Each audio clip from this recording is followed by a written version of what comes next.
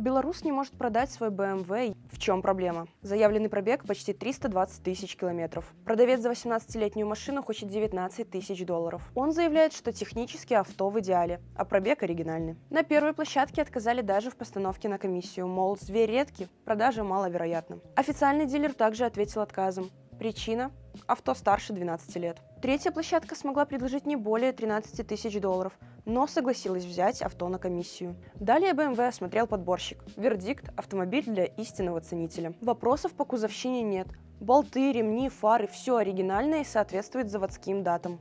Если учесть все доработки, состояние авто достойное, и продавать за низкую цену его точно не стоит. А как вы думаете, за сколько можно выставлять такой автомобиль на продажу? Пишите в комментариях.